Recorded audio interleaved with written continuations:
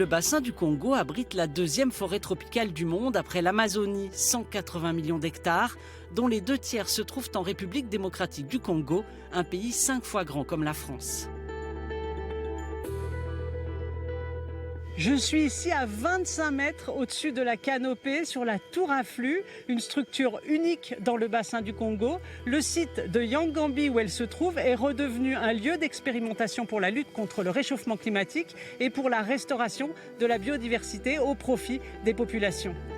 Haute de 55 mètres, cette construction est venue rejoindre il y a un an les quelques 1400 tours à flux dans le monde.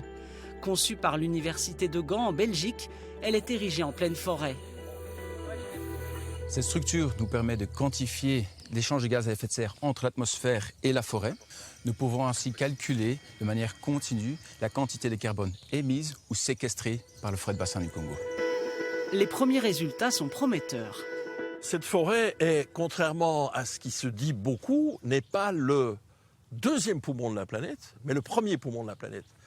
C'est la deuxième superficie, mais c'est la première capacité de fixation de carbone. Pour beaucoup de raisons biologiques, historiques, on fixe plus de carbone aujourd'hui dans le bassin du Congo que dans le bassin d'Amazonie ou dans le bassin d'Indonésie.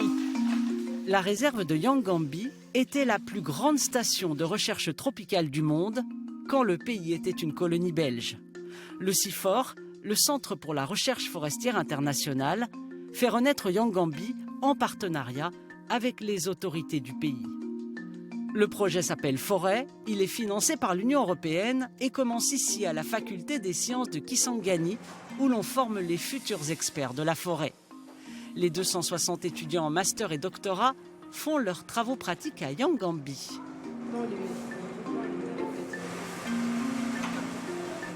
Ce matin, Yves y anime un atelier de sensibilisation pour les enfants. Ils seront la prochaine génération responsable de la protection de leur forêt.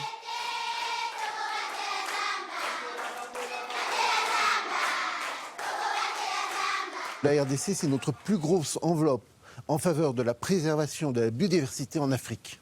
La RDC est un pays solution. C'est un pays immense, qui a une ressource forestière immense.